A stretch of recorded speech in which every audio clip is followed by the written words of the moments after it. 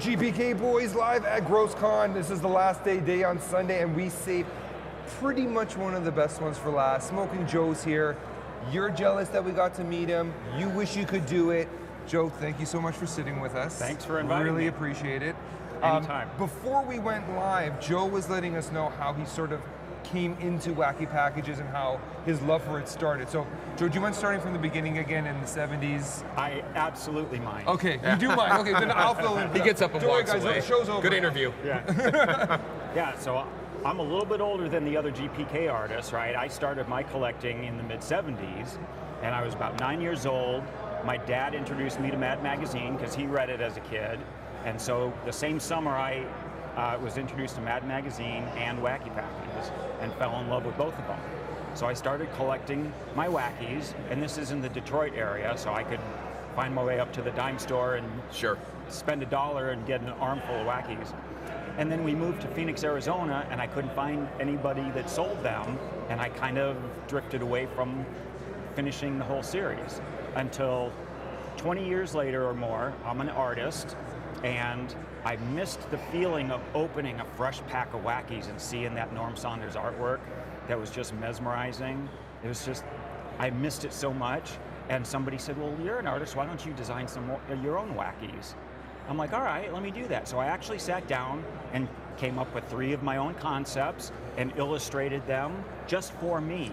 Right? Okay. And then I discovered that Topps was bringing Wacky Packages back again. This is about 2005. Okay. Right? And I'm like, well, all right, you know, let me see if I can throw my hat in the ring. Yeah. And so pause it. What were you doing career-wise before that? Career-wise, I had just moved to Las Vegas. I worked for a design and build company that had landed the project to build the, do all the architectural ornamentation and sculpture for the Venetian Hotel and Casino. Wow. And I was the art director, and I had a crew of 20 sculptors. I spent 2 weeks in Venice photographing all the building facades that we needed to recreate, and then I That's impressive. moved to Vegas, and we sculpted everything that you see at the Venetian. Unbelievable. Yeah. That's quite the story. I didn't realize Okay, so that, then obviously. 2005 hits. So 2005 hits. So you had this incredible job already. Yep, and I'm thinking, oh, well, let me see if I can do some Wackies for these guys on the side. So I write a snail mail letter to Dear Whack Jobs. Yep, I didn't know who to address it to. Dear Whack Jobs, right? I grew up collecting Wacky Packages as a kid, thank you. I can prove it because I still have all the scars on the roof of my mouth from that razor sharp bubble gum. Thanks again.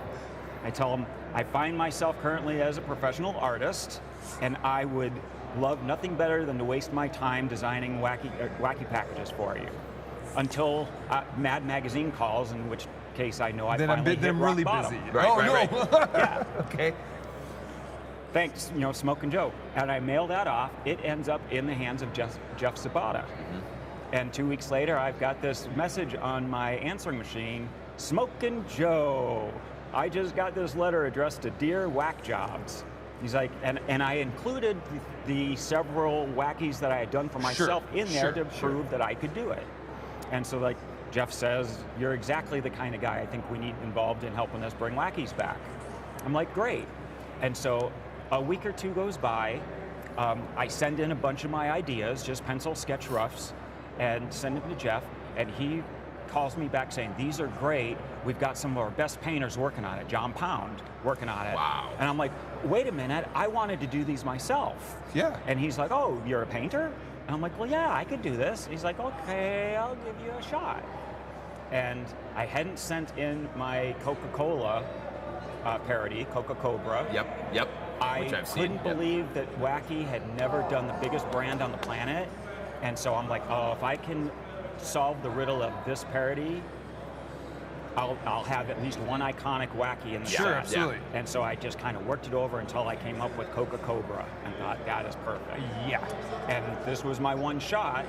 And so I sat down and I painted 5 different versions of it, hoping that I will learn how to paint a Wacky. Sure. And I will send in the best one and have my best opportunity to be one of the guys.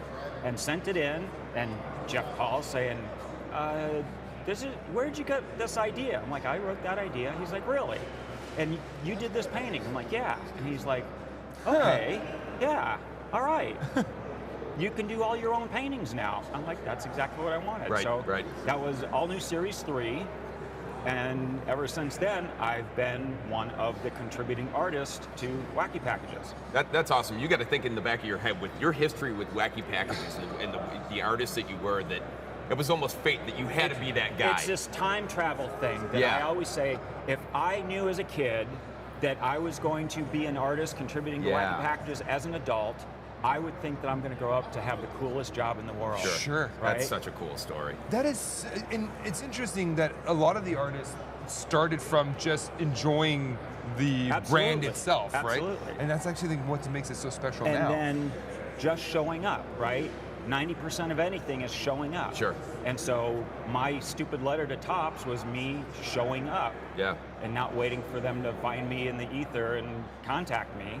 So right? so Joe, tell us how you went then from Wacky Packages to transcending into the GPK world. So while I was contributing to the all new series Wackies as they were coming out, I was also fully employed here in Las Vegas, design and manufacture a lot of the big flashy neon signs that you see all around town, or giant building facades. I did the 20-foot angels that are over the porte-cochere at the New York casino. Oh, wow. Giant sculptures. Yep. So I was doing that as my full-time job, and then on the weekends and the evenings being able to knock out maybe 6 to 12 Wackies for each series that came out. And so I was doing that until I got the call from Colin Walton, who was the manager at the time, and he said, hey, how'd you like to do some Garbage Pail Kids?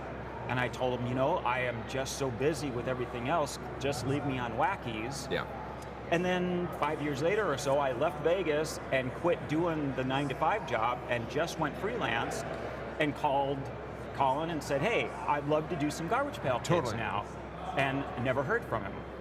And a few years went by, and I couldn't get in to do Garbage Pail Kids, and there wasn't enough Wackies going on to really support me, so I was starting to dwindle. Yeah. And then they did one of these gross cons. And all of the artists that were invited did Garbage Pail Kids, but they also did Wacky Packages, right? And I was the only one that didn't do GPK at the time. And they put their list together and said, well, we've got every Topps artist except for Smokin' Joe. We can't leave him out, even though he doesn't do GPK. We gotta invite him anyways. And so they invited me, and so I started trying to do some GPK ideas, right? And the first one I actually did, and I put a little sketch of how the concept came together. They were starting to, it was 2016, they were doing the Trumpocracy and all the political stuff, and I had this idea in my mind that the artists that do all of the retail stuff are gonna have to take a break from the online set when the new retail set needs to be done. Sure. And that's my window of opportunity to sneak in. Sure. And so I painted up my Britney Brexit character, because Brexit was just happening. Absolutely. Right? And I thought, okay, she's going to be dressed in all of the different countries, right? She's wearing a kilt, and one sock looks like the Spanish flag, and the other one is Portugal, and right? So she's representing the whole EU, and she's got a hacksaw in her hand, and she's sawing herself in half, and half her body is falling onto the ground. Yeah. And the blood forms Europe, the European continent, right? And I thought, great little idea. Yeah, we got that on screen, Joe. Right so, now. So that's exactly what you're talking about. That's where I trap the initial idea. Whenever one of these ideas comes to me, or I'm trying to crack the code on a Wacky, I thumbnail sketch the idea so it never gets away. So I've got dozens of these great big sketchbooks filled with ideas for Wackies and Garbage Pail Kids, and then all sorts of other goofy sub-brand stuff. So the ideas never go away. So when another project comes up, I can flip through it and see if anything is appropriate for the new project, or I'll dedicate the next few pages to conceiving ideas for whatever that new set is, and filling it with more thumbnails. I love that. I love the fact that there's an attachment to Gross Con that is part of your journey. That's part of my journey. Yeah. That's great. So obviously this show is very near and dear to your heart. And it's cool because I've opened a lot of stuff in the past, especially with my kids, and gotten your signature cards off the cards that you have designed in different sets, which is really cool to be sitting here talking to you and knowing that I have pulled those cards out with my kids. The thing I wanted to ask you is, what is the first base set that you worked on? So obviously you did the online set with your Brexit card and everything. First one I was invited to draw for was the Battle of the Bands. Okay, gotcha. Yep, and I think I had maybe 5 or 6 paintings in that set. Yeah. And I hadn't quite figured out the GPK style yet. Sure, so sure. they're a little wacky character meets GPK. Yeah. Right? And so I knew I needed to work on that. Yeah. Right? They were easier to work on because it's a big, juicy character instead of the wackies had a lot of hand-written text on there, Sure, which was really difficult to make it look clean and everything. Yeah. So designing a big character was a new thing, and I enjoyed that aspect of the design. What are some of the characters you did from Battle of the Bands? I wouldn't have known that you did them specifically, but I knew all the characters from One of my that, favorites, I did the Jackson 5. Okay, yep. Which was the one body and the big Yeah, head. familiar with that one. Yep, Right? absolutely. I did ZZ Top. Okay, yep. Right? The mustache goes into the beard to the Yes, other guys. it sure does. I did a John Cougar one, Yep. being attacked. I did the police trapped in the bottle Yes, floating in yep, the ocean. yep. I had a friend who was really into kind of the most modern music, and he was a fan of the Flaming Lips. Yep. Okay. And so I did the lead singer for the Flaming Lips. Yep. What else did I do for that set? One of the subsets was the album covers, the gross album covers or whatever. So I had a Bruce Springsteen in there from his Born in the USA with his ripped jeans and his butt hanging out and a little toot action happening. And then have you worked on every single series since then? Is that how that works? I've worked on every base set since then, getting more and more into the style so that now when we sit down to figure out how we're going to develop the set, Joe Simcoe, Brent Ingstrom, Dave Gross, and I all instant message each other. We divide the retail setup even Steven to everybody. Everybody gets the same number of things. Okay. And then we go back to our corners and we design our ideas, and then we have a night where we just sit and through Facebook instant messaging upload all of our images so we can each see what everybody's done. Sometimes we've got 3 versions of the same character for a set, right? And we vote on which one is the best one, and we figure out here's what we want to submit. And are you guys also pretty honest with each other? Like if something just doesn't sparkle the way you want it to sparkle, you guys will tell each other? Or Absolutely. are you guys also at the point where that doesn't happen often? We give opinions to them, say this would be a little bit better if you had added this to it, and like, oh, that's a great idea. So yeah, we collaborate really well. And will you guys are representing each other with your rough sketches, right? With our rough sketches. Yeah. And then most of those are refined to the point that they're the ones that will get sent into tops. Gotcha. They're more than just my simple little thumbnails. They're the refined, good sketches. And when you send something into tops, are you sending them in the final art? In the old days, that's how it worked. In the new days, they just want digital files. Yeah, that's what I figured. Yeah. Once upon a time, we would finish all the paintings and we would send them into tops, and they would do their thing with it, their scanning and all that. And the deal was we got to keep 1 for every 5 that we painted. Okay. So they'd send back some of the paintings to us, and then we could sell those to collectors or whatever. Sure. And then they'd take those others, and Mike Jasperson at the time was running the Tops Vault, and he would sell all of the paintings that they kept. Right. And then when he broke away to go do his own thing, they stopped that practice and said, we don't want the paintings, just send us a digital file. Great. Which is even better for you guys. Artists didn't mind that at all, right? Yeah. No, I love that. Yeah. I love that. And so then how do you have a channel of people that contact you for your final art then? I do. And they change the game on me a little bit each year. They get wiser and wiser, so now they are getting in touch with me early and saying, can I get a preview of what the next set is and hand pick which paintings I'd like to buy before the general public sees them and jumps on the good ones? Yeah. So I've got a few collectors that I give that special privilege to. And I think they probably deserve it. And they deserve it. They treat me really well. Yeah. You know, another thing that I do, because the retail set is one avenue with one brand manager, and then there's another brand manager at Tops that does all of the online sets. Yeah. Right? Completely differently. And so for the online ones, back a year or so ago when we were doing the Bazaar Holidays and had 6 or so paintings to do every month for that set, I started reaching out to some of the collectors and saying, well, what are your kids' names? Because I will design a character and put your kid's name into it. Sure. And they're like, I can buy the painting that is of my kid's name or of my son or daughter. Right. And they're just like, oh, and it just ties them into being part of the whole. Joe, that's so cool. Isn't it? Yeah. Here's a really odd question out of nowhere. What kind of art is on your walls at home? My collection, and this will go back to, when I was a kid, I collect one piece of original art from each of the Mad Magazine artists that I loved during the 70s. So I've got an original Sergio Aragonés and an original Andreas Proheus that did the Spy vs. Spy. Yep, loved Spy vs. Spy. Original That Bob Spy Clark vs. Spy, and, it's got a place in my heart. Yeah, all those me guys as well. So that's my favorite wall in my I art can studio. imagine. So how many pieces would that be? I've only got maybe 8 or 10 of those at the moment. I still need to get my hands on a Don Martin. Those are pricey. I can imagine. But I've got a really nice Al Jaffe, snappy answers to stupid questions. And when it arrived, it wasn't packed very well. It was just the artwork stuck in a big, like, FedEx envelope, and it was leaning against my front door, bent in half. Fantastic. And I open it and I pull it out, and I'm like, ah.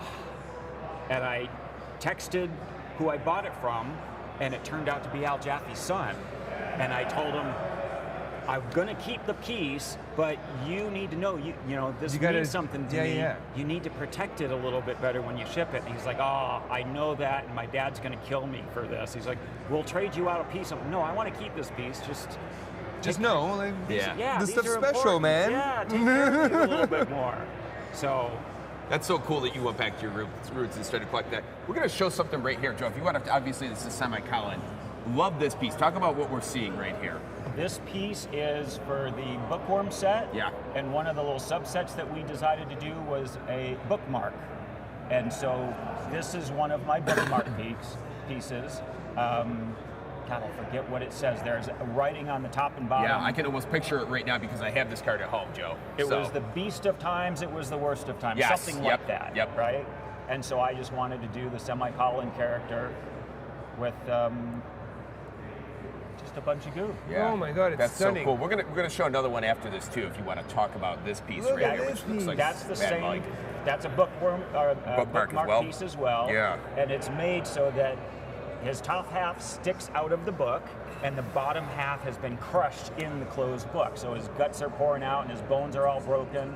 His legs are all twisted. You know, and it's funny you say that because when I pulled that card, that's exactly what I saw in that card. So bravo on doing that and making it so evident. That's so cool the way you What did else it. we And I got, Mike? like that idea. So the bookmark character, that's one of the base cards with all the big red explosion behind it, we'll come up to that in a second, Yeah. is the same thing but as a base card. So this is part of the other subset where they put the patch, the little embroidered patch next to it. Yep.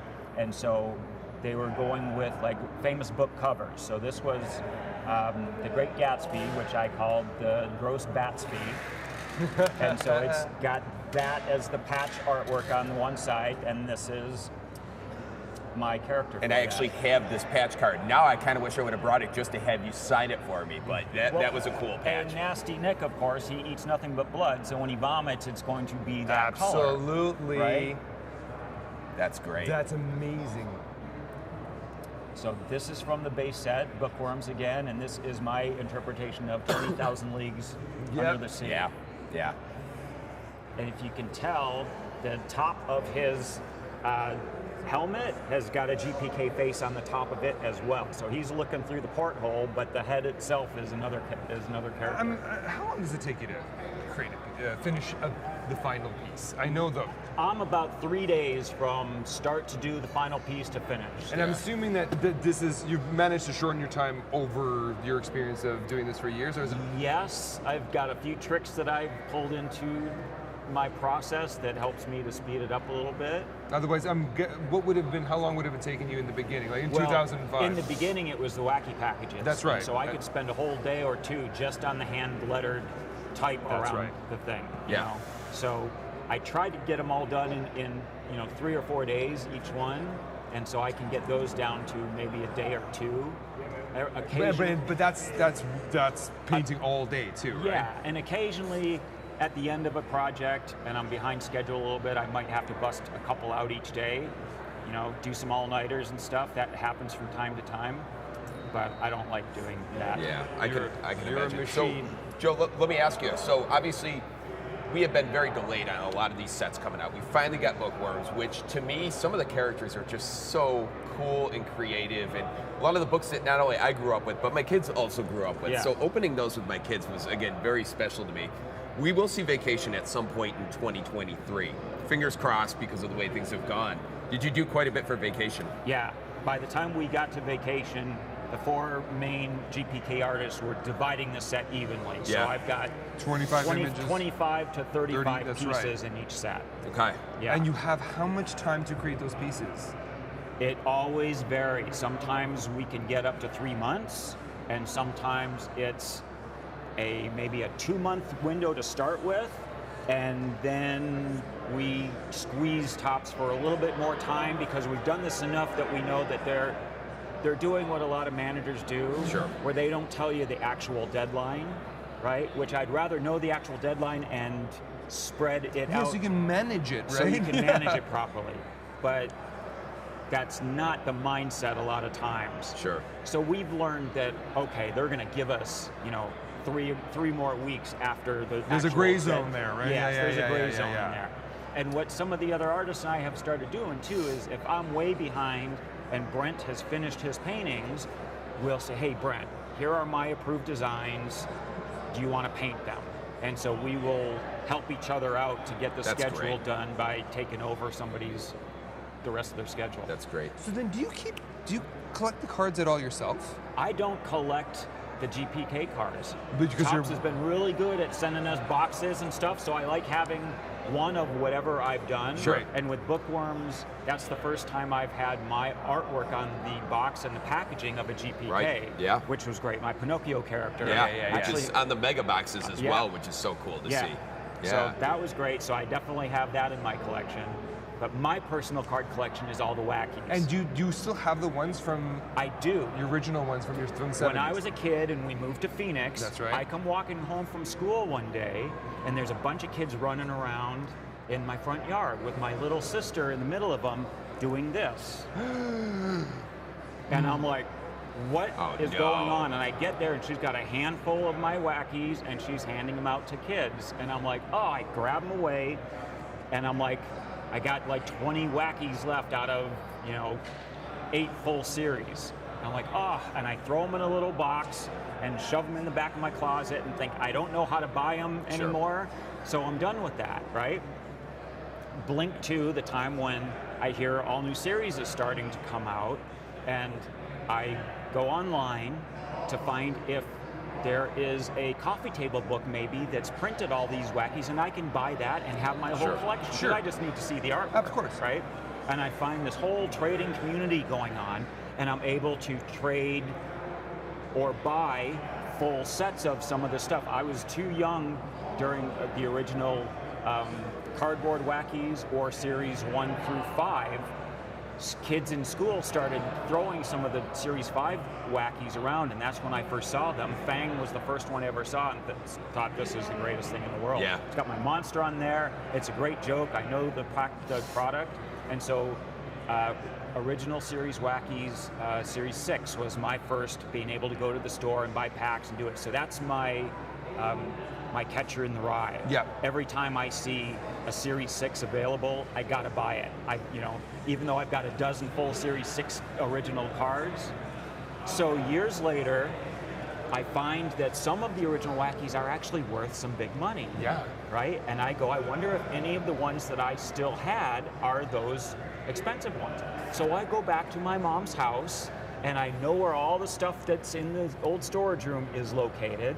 And that little box is up on one of the shelves, and I have to climb over all the boxes of Christmas ornaments and stuff to get to it. And there's this bag sitting on the box I got to step on, blocking my way, and I pick it up to move it out of the way, and I peek in it, and it's got bundles and bundles of old wacky packages. It's the rest of my collection. My little sister didn't give away everything. She gave away a small handful, and so I've got all of those original wackies framed up by series around my guest bedroom. Yeah. That's so cool. Just quickly, Mike pulled up this image. These are the cards you did for the con this year. GrossCon. Yeah. Each GrossCon, the artists all do 1 or 2 pieces of art that we put together in a collectible series so that we can sell it and sign it. Sure.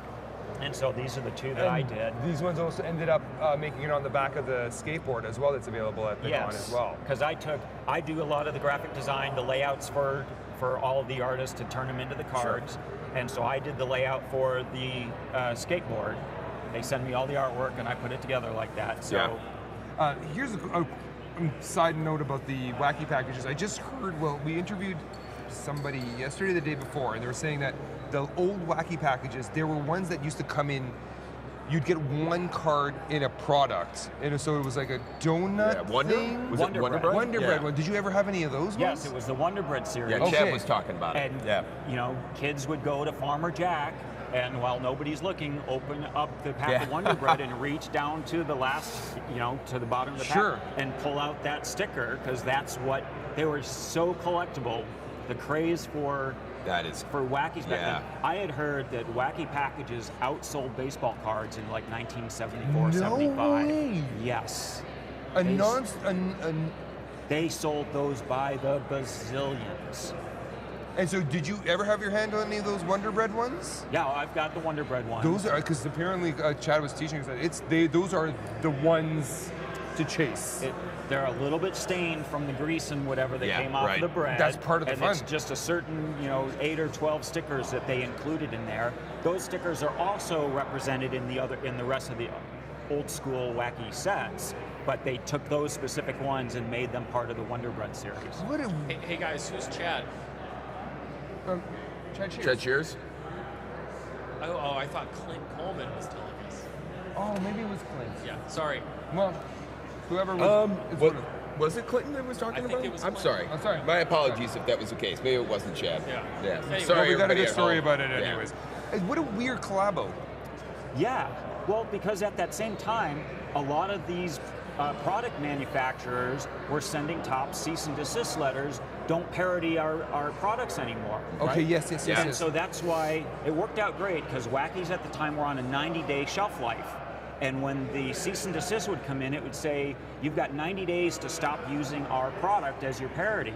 And so Topps would either pull it from the set and replace it with something else and do a second printing, right? So that became a more rare, wacky sticker to collect. For sure. Or they would just say, fine, and Series 6 would turn into Series 7, not include that product anymore, and they did what the cease and desist said.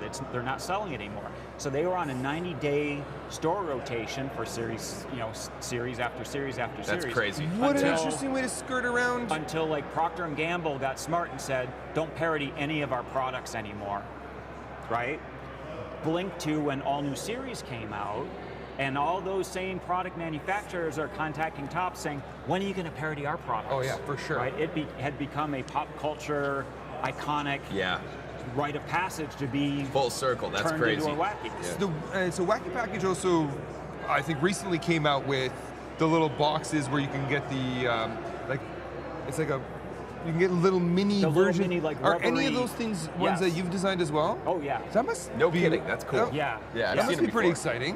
One of my favorites that made it in there, and it's one of those iconic moments when I'm sitting at my, in my sketchbook, trying to solve Kit Kat parody, right?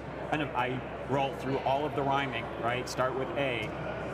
You can't say A cat, bit cat, sit cat, Kit Kat with a C, dit cat, and see if anything hits, right? Yeah. And then if you don't get a rhyme like that works, you try similar sounding words, right? Okay. And I just list these all until, this is a potential, this is a potential, this has a good visual, until I come up with Kiss Cat. And I'm like, ooh, iconic Kiss, right? Yes. Kiss makeup on the cat.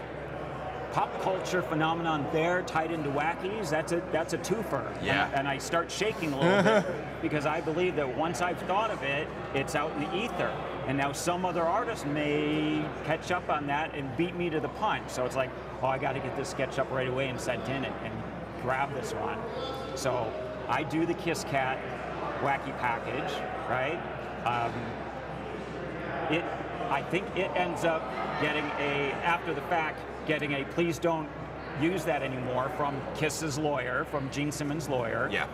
And so I end up doing some other Garbage Pail Kid style Kiss parody stuff that I bring to one of the Gross Cons that was at the Circus Casino. Okay. And it's the last day of the show, and it's all winding down, and all the artists have just come back from their interview, session, question and answer, and there's one guy standing in my booth still. And I go and wander over, and he's like, I thought I was done with the show, and I walked by your booth, and I saw this, and it was one of my Kiss Garbage Pail Kid parody things. He's like, my name's Adam Reed. I'm the producer and the writer for Gene Simmons' Family Jewels TV show. He's like, I'm good friends with Gene Simmons. He would love this. If you give me one, give me two. I'll buy one for me and give me an extra, and I'll give it to Gene to sign and send back to you. I'm like, great. And then he said, anytime you're in LA and you want to go see the Gene Simmons Kiss Museum, give me a call. I'll take you over there. I'll introduce you to Gene Simmons. That's so cool. Isn't that so cool? And did they end up sending it to you? Yeah. And Gene said, well, I can't just sign his piece of artwork and send it back. So Gene Simmons sent me a Kiss t-shirt as well. That's so cool. What a great Kiss t-shirt in my Oh, that's a cool story. That's a cool story. Yeah, that's really neat. And then he says, Gene loves all of this stuff, and he's not the one that has the cease and desist. It's his lawyer that's just really trying to make sure nobody's profiting on his image. Makes tons of sense. Yeah. You've got some awesome story, Joe. Let me ask you, going forward, obviously, we'll see you in vacation. Where else, not on vacation, but in the vacation set, where will we see you going forward? What are some of the things that you're working on right now? We've got Vacation's been in the vault for a while. Right. The set after that is already in the vault too, and I'm not going to spill the beans on Understandable. it yet, but it's beautiful. All right. And it will be a fan favorite. Okay. I love hearing that. We've got the set after that, all designed and sent in, and Topps is putting it through their lawyers to see that everything's approved, right? They like to make sure that they don't let us too far off our leash, right? But we know what we're doing, and it needs to stay kid-friendly, so we're not trying to push that envelope and make it something it shouldn't be, So that one's in there. We're just waiting for approval and the schedule so that we can start painting on that one. And of course, the 4 artists that contribute mostly, plus Tom Bunk, he's number 5. We've been able to get Tom Bunk back into all the retail sets with his own subset, and he does those beautiful giant scenes that they turn into the 9-card set. That's perfect. Yeah. Love having Tom involved again. It's the original Garbage Pail Kids feel with the it's backs. It's a stamp of approval on what we're doing to continue to have the real veterans involved. I love it. Yeah, that's so important. Yeah. So we collaborate on, well, let's find out what we would like to do for the next 10 sets. So we've got ideas on what we'd like to do for the themes for maybe the next 5 years. Oh my goodness. And it's just a matter of fleshing it out and submitting it to Topps and getting them on board with everything. And getting them to produce them and put them out in a timely fashion, which again, unfortunately, we haven't seen with the last few. But hopefully, when they solve all of the product, paper product issues and get their printers on target again, we'll be able to keep this into. As collectors, those release dates, they're a suggestion, and then they all seem to come together at the same time. Yeah. That's tough. Yeah. But I think that's also a GPK-ism at the same time, where you don't get anything for a while, then everything's going to come within 3 weeks. We're hoping to convince them to spread it out a little Please bit, spread so it the out a same little. audience isn't going broke on one or ignoring one to buy, the chrome or the sapphire on top of that. Yeah. It's because Bookworms this time around was starting to get some real attention because they're iconic characters that everybody knew, which makes it nostalgic for you. 1000%. Everybody's got their favorite book that they've ever read. And so it already had an in there. The characters are great, the artwork was great, and it was just starting to get that, this is a pretty good, of all the GPK sets that have come out, people are really digging this one, and then Chrome. Oh, God, yeah. And it's just and then end of Chrome, story. and then all of a sudden they're like, and here's Sapphire And then too. here's Sapphire too. And then they're like, guess what? In 4 weeks, you may have Chrome 5. So it is. We're like- Unfortunately, again, we go all this time without anything, and then it's almost too much shoved into Some of it is, I believe, Topps trying to just get back onto the schedule. Sure. And so we've got all this stock waiting in the wings. Let's get it done and out there, and then maybe get back to a more normal Hopefully that's the case. We'll see how that release. goes, So for that's sure. what we're hoping and Well, pushing Joe, for. and I'll maybe ask you if you can pass the message along. Out of everybody that's working on the current sets, you know, David Gross, Joe Simcoe, yourself, and Brent Engstrom. and Brent Engstrom. And- We're the first that we've actually met and been able to sit down and interview. And honestly, this was such a delight to have Sure. you and to show off some of your artwork and. Oh, I lost my microphone. I'm sorry. I'll tell you, well up to that. I'm sure the people that are watching it were dying to hear your stories and your My take 2 on it? cents Yeah. and the. I love the sketchbook. Thank you so much for letting us peek You're through welcome. that. Next time you interview me, I'll tell you all these same stories, but they'll be completely different. Yeah, just remix it all. No big deal.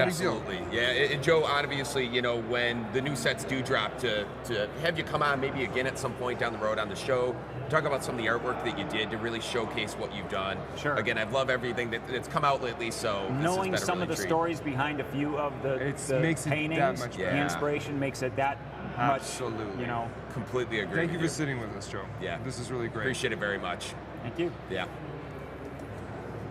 Pleasure, Joe. Thank you so much. You're welcome. That was really great. Keep doing what you guys are doing. Yeah, we're loving. This is a Forget lot that. It of helps. fun. It helps the Lot of brand a fun. little bit, right? We have a good time with it. Absolutely. Well, and you can see the show itself has been a little slower than they hoped, but, Yeah. but the GPK GrossCon part of it, There's been some energy it's here. busy energy. Oh my gosh, yeah. The collectors, they don't just come through one time and go home. They hang out and talk. Well, yeah. When I'm chatting with them, I'm like, "Are you going to be here tomorrow and the day after?" Like, absolutely. I'm like, "There's not much to see." It always amazes me how we can be having the same, I collected these cards as a kid stories, Yeah. and it never gets old. Everybody loves just hearing and sharing. People, nostalgia is a hell of a drug, It right? is. It absolutely Oh, is. it's so tasty.